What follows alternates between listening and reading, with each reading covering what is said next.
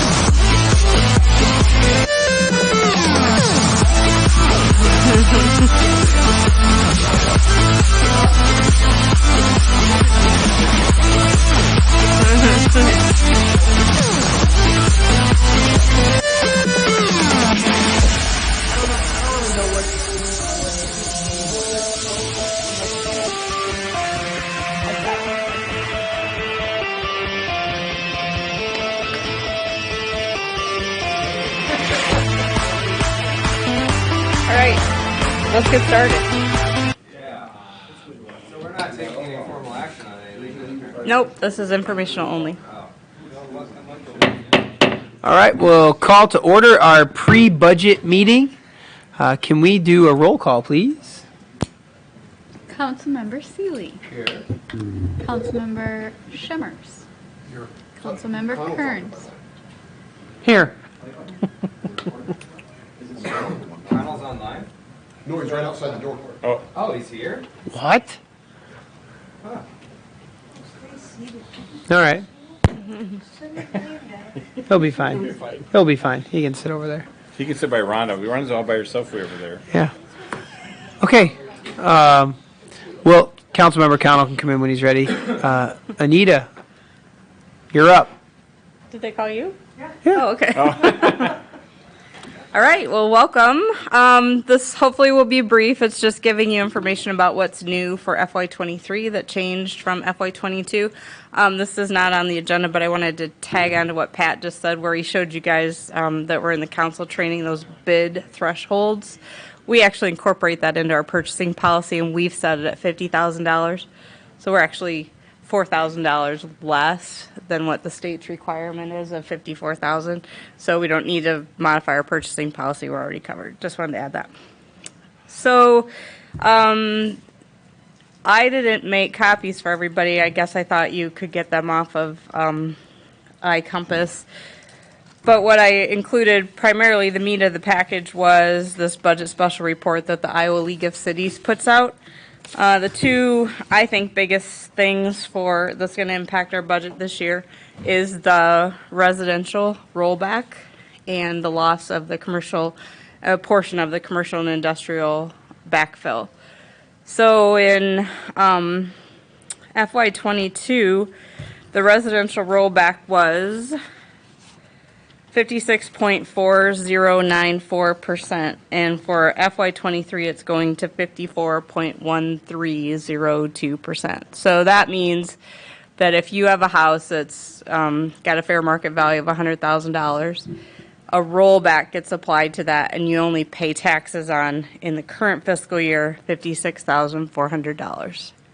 That's what your property taxes are calculated on. For FY23, that same $100,000 home is going to pay taxes on $54,130.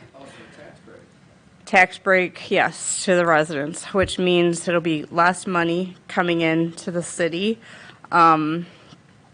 Just based on that alone, yep. If the assessor raised the value of your property, then it'll probably even out. I did a little just investigative work. I looked up 3 people's houses that sit up here within the city of Clinton, and only one of your valuation was increased. Congratulations, Mayor Scott. Well, I looked at 3. I may not have looked at yours. Yeah, mine went up way more than Scott's actually. Did it? Unfairly. Yeah, Well, so, I actually asked Brian to put part of my increase on yours. so. Scott has a much nicer, newer house. So anyway, if we take what our total valuation was for residential properties from last year, and we apply like no percentage of increase in valuation, because 1 out of 3, that's, you know, can we assume that 33% of the homes in Clinton, I don't want to make those assumptions, but just based on that residential rollback, we're going to be down about $124,000 in taxes that would come into the general fund. That's, you're assuming everything basically. Yes. Okay. Yep. 124K under. Less taxes. Okay. Yep. Yep. So $124,000 less in taxes that come to support the operations of the general fund. And in total, the general fund is approximately $17 million in expenses. So that's only for the general fund, so you're not calculating the impact on different. No, no. Then the other thing along with residential is multi-residential. So the city of Clinton has a fairly large valuation of multi-residential property, so that means it's a mixed use. It's commercial on the bottom and multi-res, a couple apartments on the top, or it's a whole apartment building.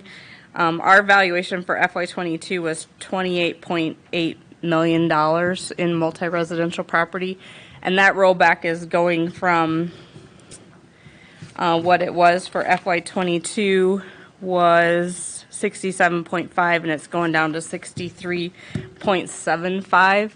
And then this is the only one that we know what it's going to do the next year, and the next year it's going to marry up to whatever the residential rollback is. So if it was happening this year, it would go from 63.75 to 54%. So that's an 11% drop. So that could be a big deal. When I do the comparison of FY22 to FY23, right now, based on it going from 67.5 to 63.75, it's about $7,200 in taxes, considering no increase or anything like that. So in total, right there, you know, we've got $131,000 less money coming into the general fund. So that's, I'm really ecstatic to start the FY23 budget out on such a positive note. Then, talking about, I'm sorry, I have one question. yeah. When will the assessor's office give you an idea? I usually receive it by the end of December, what the total valuation. Know where the valuation is Yep. roughly sitting? Yep, I'll get the report from them. They'll submit it to they submit it to the state of Iowa, and then we get it from the state of Iowa, and it's the final number that we'll use. Ask them for a general, hey, what's this looking like? I mean, I can. I have a conference call tomorrow with the budget director tomorrow at the county. I can ask him. They're usually hesitant, but was it last year or the year before where we got a surprise like earlier? Last year, I had it I had it by like December 15th, I think. Yep. Always before it was right around Christmas. It was like a Christmas present for me that I didn't even have to buy for myself. So It's a gift that keeps on giving all year yeah, long. but last Clark. year I was shocked when I received it so early. So then the next item on the agenda is the commercial and industrial rollback. So I handed out a sheet to you that looks like this without anything circled on it. And this is, we've talked about the commercial industrial backfill phase out, but for the new people, if you own a commercial or industrial property, so like ADM, for example, is an industrial property, I think it was 2015, you paid taxes on 100% of what the valuation was. It wasn't like the residential where if your company was valued at $1 million, then a percentage got applied and you paid taxes on $560,000, for example. It was always 100%. Then they moved it back to 95%, and the state backfilled the difference, that 5% of valuation. Then they moved it to 90%, and the state backfilled that difference, the 10%. And so what we've been receiving, or what we received in FY22 was $577,000 from the state of Iowa to bridge that gap, because the reason they did the rollback was there's supposed to be growth, that adds to your valuation, that you then go, well, we don't need the state to backfill that money anymore. But unfortunately for the city of Clinton, that hasn't happened quite yet, and they are now taking away the backfill, the state is. But for us, we're on an 8-year phase-out plan. So what they informed us of for FY23, our lost revenue will be about $72,152. If you couple that with, when I put this document together, it was for the finance committee. When you couple that with the multi-res, that's the only thing I knew of at the time, what it was going to step down to. It's a loss of $80,923, and then add the $124,000, and we're at $200,000 lost revenue coming into the general fund. Yay! That's not bad. Thanks, Cody. It's not good. It could be worse. So hopefully we get that valuation report, and it's a really nice Christmas present for the city of Clinton this year, and it won't matter that we're not, that we're going to see those shortfalls. You'll see some uptick. You're like a wealth of information. A positive. On the positive side, the state's reserve system went up over $1 billion. 1.27 billion. Yeah. They're making money. That's because they didn't give any backfill back. That's right. All right, the next thing that I want to talk about is the road use tax fund. So for the new people in the room, we receive road use taxes from the state of Iowa, the Iowa Department of Transportation. The source of those road use taxes are the fuel tax and registrations that people pay on their cars. And it's this big pot of money, and then it gets distributed out in a per capita based on your population. So since we had a population loss per the FY20 census, and they analyze the fund every year, and then they set a stipend amount. So the stipend amount for the per capita for FY23 is $126.50. For us, having the population loss down to the 24,469, we're going to end up with, oh shoot, did I do the calculation? Yeah, down $157,750. Actually adds up. Yeah, we budgeted conservatively when we did the FY22 budget, because I remember Greg Oberon attended a League of Cities workshop, and I attended the first one. And by the time they got to the last one, they were telling people, I wouldn't go with the numbers that the state's putting out. I'd budget $121, because what they projected for FY22 was $125.50, and we ran our road use tax budget off of $121 per capita stipend, and we actually ended up, I'll point it out when we get to the fund balances, we had a real healthy fund balance in the road use tax fund at the end of FY21. So What's your projected loss or decrease in revenue again? Well, and hey, before you say that, is when I did the calc, I took 26,885 minus 24,469. I got 2,416 times $1.31 or $131.50 that Jason said they might jump to. That's $317,000. Huh? Yeah, but this, on the report from the League of Cities, they're projecting 126.50, not the 131. Well, even at 120, okay, so even at 2416 times 126.50. Mm-hmm.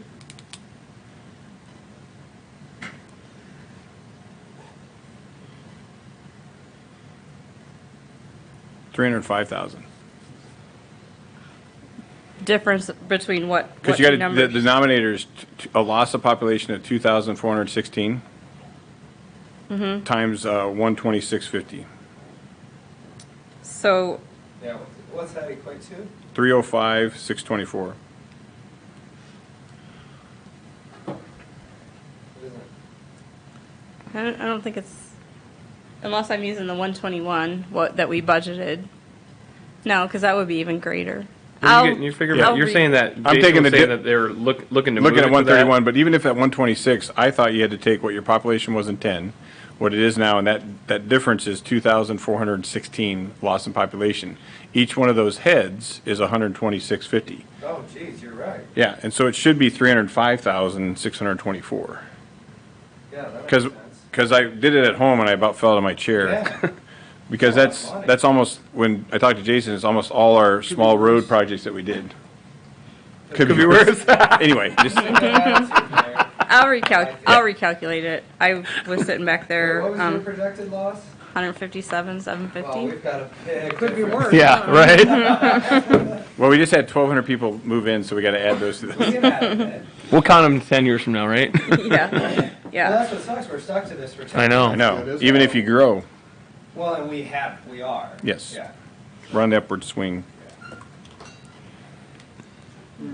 I may have used what it's calculating to based Unfortunately, the government compared doesn't to see it what that we way. got this last They year. see I us think as that's the the funding. calculation that I did. And now we live with it. And I only did it that way. I was just guessing because I just thought whatever we were, take off what we went to, and then times that by the denominator. This is Yeah. the case. I did 131. I don't know why, but I'll use 126.50. So So, Okay. So last year, we budgeted at the 121, and they actually, They paid Gave us us at the the 125.50. 125.50. yeah. Yeah, we've got. So we're hoping we can budget at 126.50, and they give us the 131.50. Yeah. It's just, this is the first time that there's been a lot of change in regard to that, so I wanted to make sure. But we I guess highlighted what you're saying though is you need to take those numbers Yeah. Well, and not use that number. We and need I to take think that and for- budget for that. Yep. And it as that doesn't- loss. Yeah, it doesn't help us this year, but I think for a Grow Clinton County item, and it's not for the budget piece, but that should be a topic that it's based on miles of roads, not on population.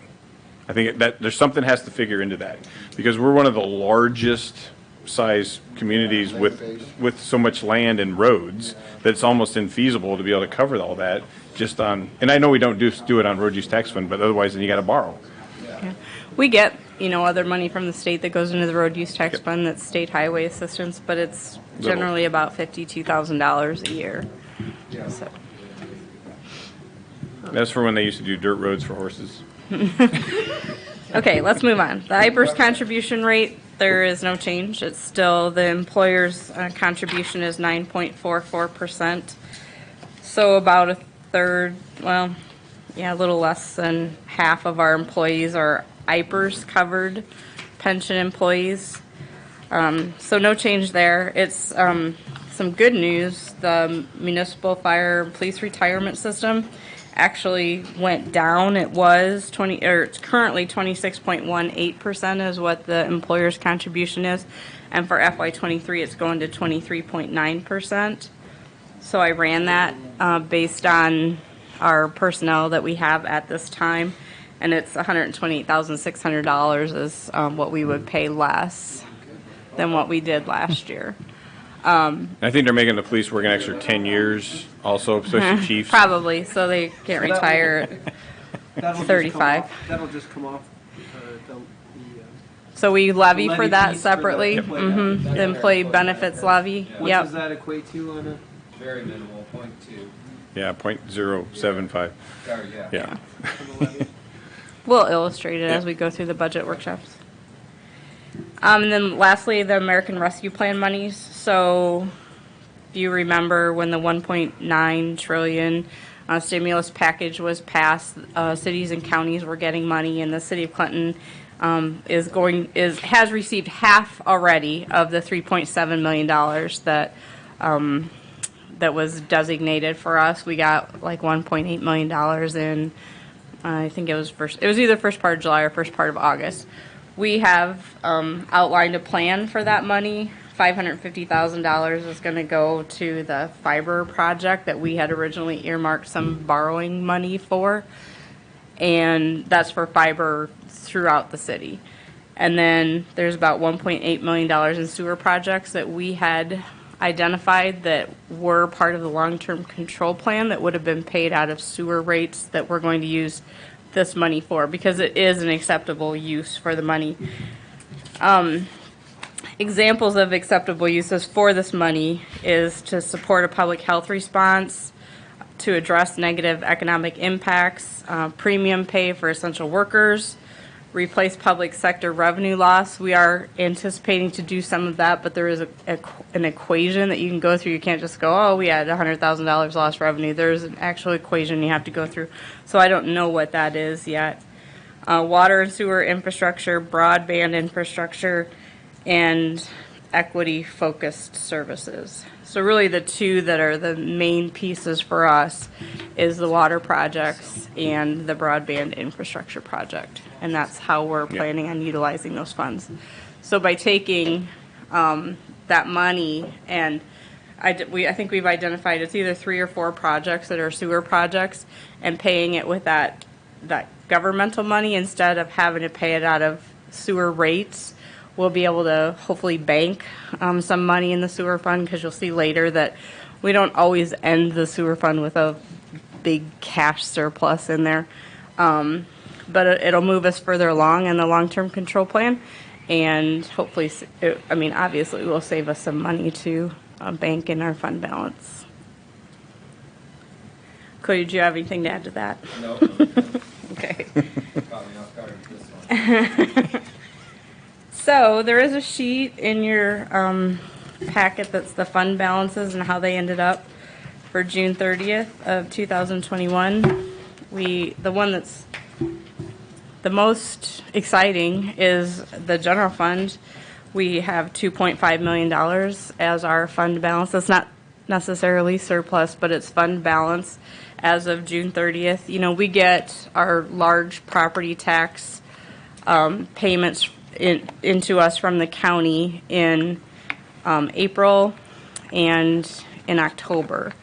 So, you know, as of June 30th, we would have had a month and a half yet of expenses to pay out of that big cash surplus that was coming into the general fund. And then we still have, you know, a couple of more months to go, but we still have regular business occurring. But as of June 30th, it was $2.5 million. At the end of FY20, so June 30th of 2020, it was $1.1 million. So we've made some strides.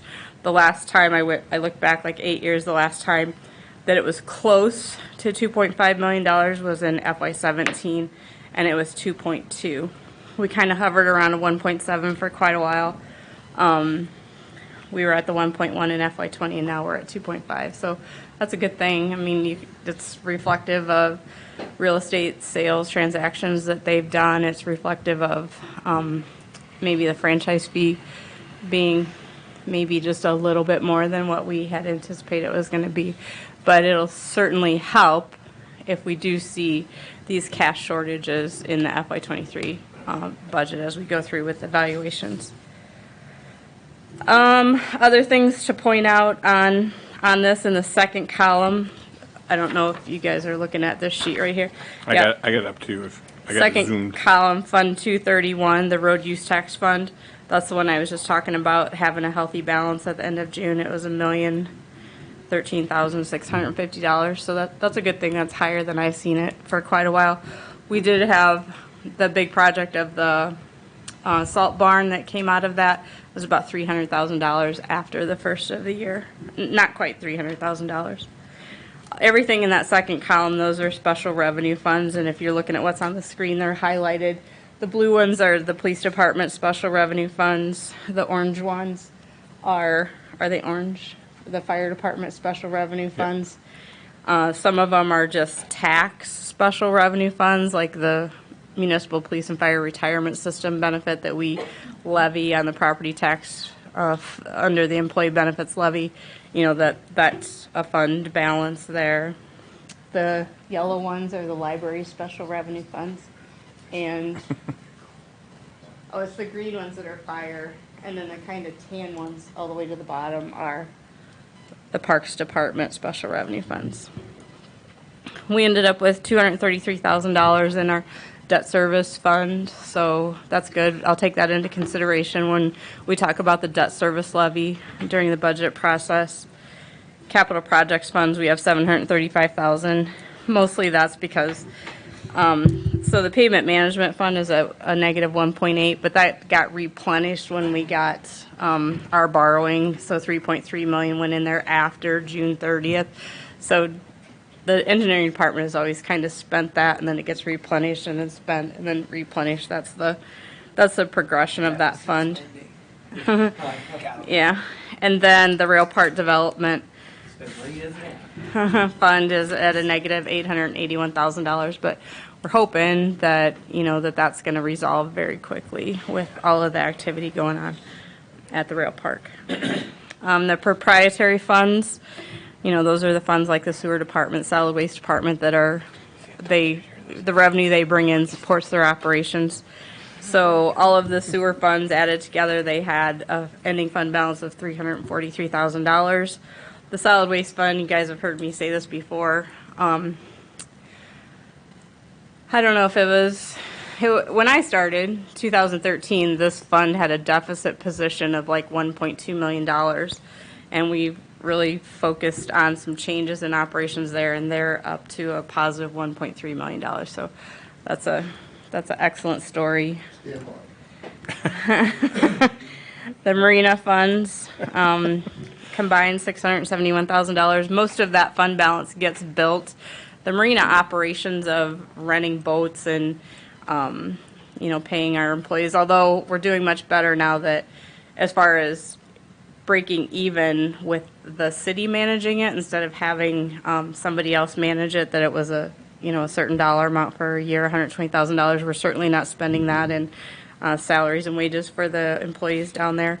But most of that surplus gets built by the renting of the upstairs portion to currently the Candlelight. Obviously, everybody knows that. Transit operations, is Dennis back there? We'll talk about this when we talk about a transit levy, but he's sitting really healthy right now with $1.3 million. COVID dollars. Yeah, the transit department was rewarded greatly during COVID. They knew that ridership was down, and the federal government was reimbursing them at 100%. If they spend $100, they got reimbursed $100. So that's where that fund balance was sitting as of June 30th. And let's see. Dennis has always been very savvy. And then the airport had a fund balance of $89,817 between their operating account and their capital account. Then the last one that I'll talk about is the self-insured health insurance fund. We have a balance of $3.6 million, so we can take a look at that balance too when we get through the budget. Just maybe buy down the employee benefits levy a little bit with what's in there. We certainly have a very healthy fund balance there. I think we're supposed to have at a minimum 6 months of claims activity. So we look at, what claims have been for the last 5 years or whatever, and keep a target amount. And it's, we probably have about a $1.6 million surplus in that. So those are positives. Anybody have any questions on any of that? Lots of good news. The other thing that I'll talk about is the general obligation debt capacity, which is this sheet. Matt has it pulled up. So something that we talked about a lot during the CIP, this number that I have in here is really just where the CIP listing ended up with all the work that the CIP committee did. You can see that we have the capacity to borrow that much. I don't know if we will. This is really just being illustrated for you today to show that even though it's a staggering number, and probably if we borrowed that all under one general obligation borrowing, probably the biggest one that we've ever done, but we got to go big or go home. So we have the capacity to do it. Probably won't. Why are you even here?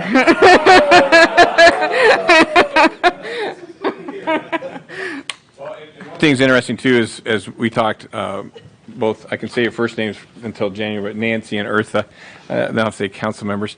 But when we talked about this is where we talked about the 1.79 overall assessed value of the entire city of Clinton, and 5% of that you can go up to borrow. And that's where the dollar amount comes in as you go across. This valuation, we're going to have, when we get into the budget season, we'll have a active sheet here where we can actually go in and change things. And so what Cody was asking about, Councilmember Seeley was asking about, is when they give that assessed value to Anita, then she starts to plug numbers in. And so that will be an evaluation, hopefully in the increase, maybe like 3.5, 4%. We could be hopeful. And then that will actually go into this column down here, and it shifts everything. So you can see the legal debt capacity that we can borrow at that level is $86 million.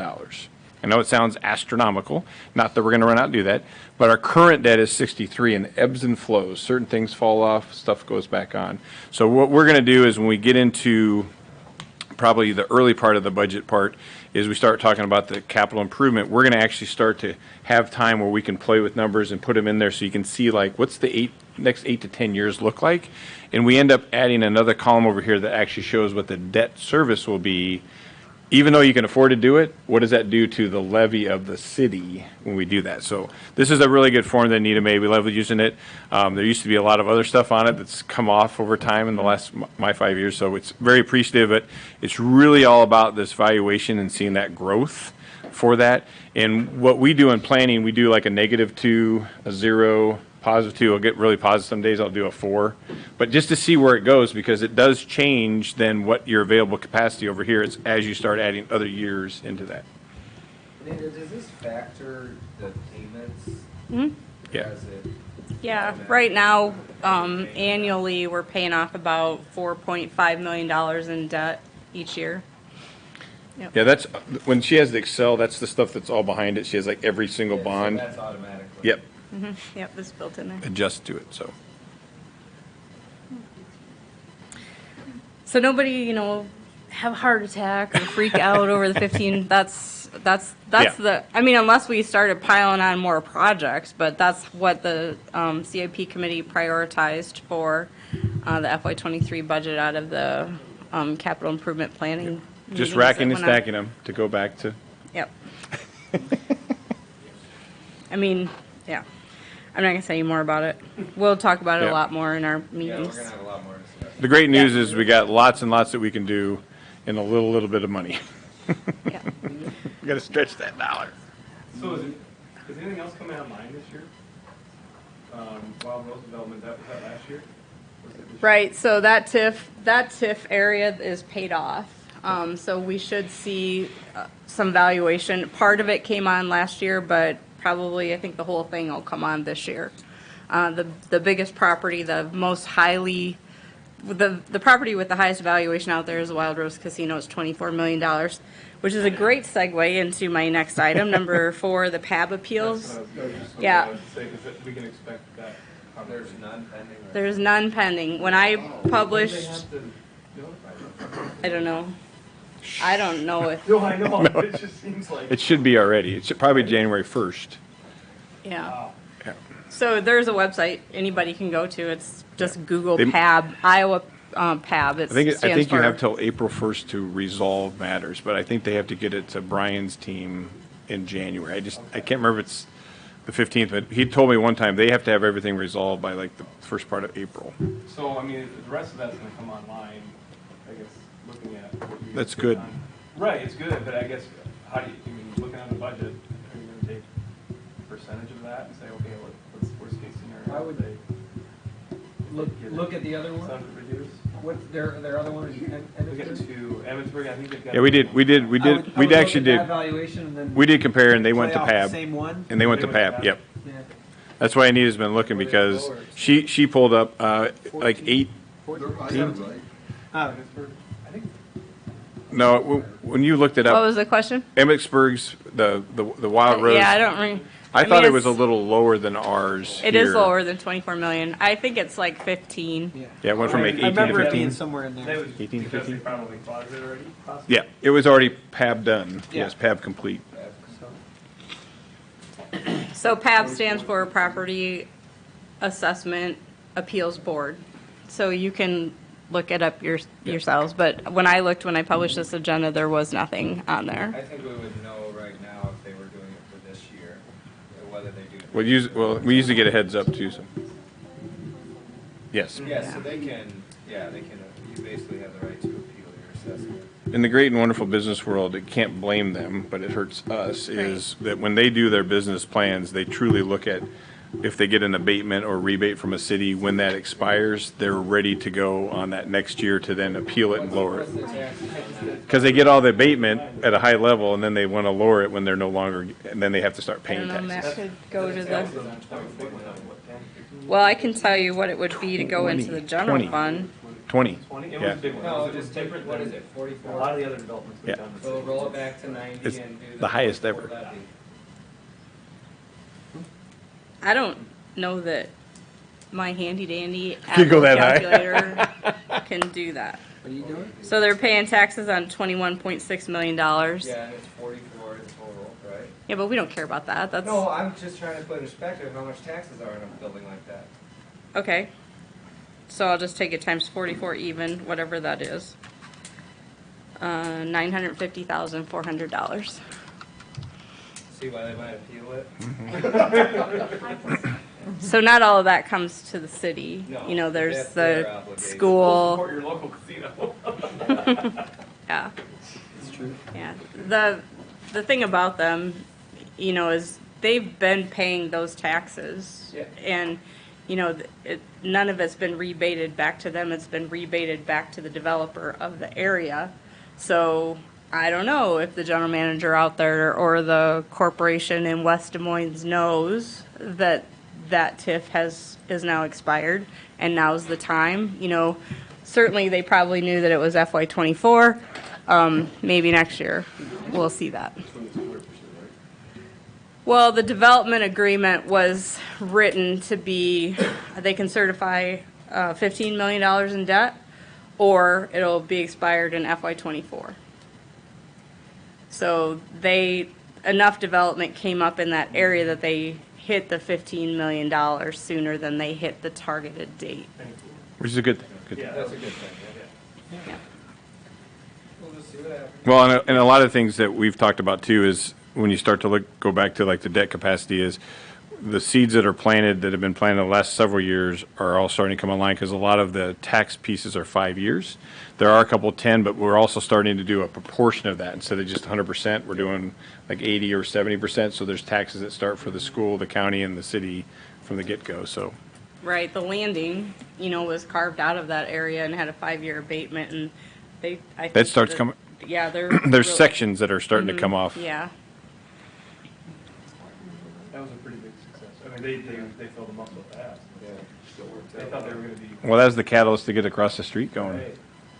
And there's some sections in the Dan Dolan Homes area that are. Because are his no is longer- segmented too. Yep, his was a 10-year, or well, it's 20 years of projects, but each project gets a 10-year life. So I think projects 1, 2, and maybe 3 are gonna be, the taxes for those aren't gonna go back to Dan Dolan, they're gonna come to the city now. The last thing I have is a question, council priorities, if you guys have anything that would be a priority for you, and for the department heads. As we go through the FY23 budget, we'd certainly like to hear those from you now instead of later. So if you want to email anything to me or if you have anything, start shouting them out and I'll write them down. Just send me an email and I'll share them with everybody. Do you want to hit them just on the timeline again, because it Yep. might be new to these two folks? Yep, so we have our first budget workshop scheduled for January 13th. That's a Thursday at 3 p.m. And I'll probably just follow the same outline that I've done in the past, and that was started with the proprietary funds. So last year in the first budget workshop, we did the sewer fund, the solid waste fund, the road use tax fund, the marina funds. We got all of those out of the way in the first budget workshop. Hopefully we can sneak Marlena's in there too. They all have their budget workbooks to begin working on, and hopefully they'll be able to get them completed by the end of the month. Okay? And then for the big date that we have to do as we go through the process, Yeah, the budget's due to the state by March 31st. There's two public hearings that have to occur, so we look at that date and then we back up, to know that we're going to be on track for everything. But last year, I think we got done in 4 workshops. The general fund was last, and that was budget workshop number 4. So we have 6 on the calendar for just in case, but I'd actually like to get to a point, I've shared this with the mayor, of just getting them all to you on a Saturday between 9 and noon and just be done, because we've definitely shortened the process You have to over do the a lot of last homework, couple though. of years. I was So actually gonna bring And that up. Anita, you'll have all the numbers from the assessor by that first one, right? yes. by January 13th, oh yeah, for sure. They have to have it to us by December 31st. So that'll give us a lot clearer. Yep. Not that it matters, but a Saturday would be kind of a good thing. Well, They yeah. were like Brutal. drawn out at the beginning. Yeah. I started. Yep. And it was like, Well, Yeah. that's- Yeah, you just plan it, Before and you was come good. in, you You come got in done on before, Saturday that's and you pretty good. basically knock the whole thing out, yeah. Yep. and you And walk. then you wouldn't have to start them, you could, wait until April, or not April. Well, you could go to the end of February, but Yeah. Yeah. If they were early March and then say, okay, we're done. Yeah. well, and it also gives us time to, because the bigger piece we're going to need to focus on, because the budgets will come back very good, we'll be able to analyze those, but it will be really then coming back to where are we with the borrowing and where's that overall levy, to have more time to focus on that, not be distracted by the internal budgets, because you can kind of get sidetracked on that. But that's the bigger issue, is where's the levy at, where's the benefits that we need to levy for, where's the borrowing at, and have those other deeper conversations on that. So I don't know that I've ever shared that with the department heads, that I'd like to They were knock all it out shaking on their a head no, Saturday I for don't they. They don't have to come. They're like, wait, who's not here? Okay. 10% cut. Let me get my red pen out. But that's all I have for today. So thank you for your attention. Email any priorities that you have to me, and we'll go from there. Thank you. Any priorities from anybody that you want to bring up now? No? Yeah, when are we gonna purchase a police station? When we gonna what? Purchase a police station? Well, I've got a thought on that, I'll share it with you. And then I'll email it as a priority. All right, anything else? Nope. Be fiscally conservative and have fun. Lame, You're not coming back? lame duck Connell. Oh. We're adjourned. I want a sign made. Yeah, right. Bill got a caricature, I need something. Nice job. Look at you, Mr. 23 with a... Hey. Oh, yeah.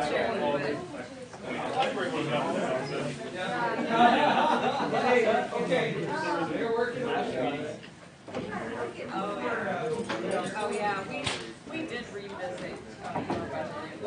Ron, don't leave before I chat with you.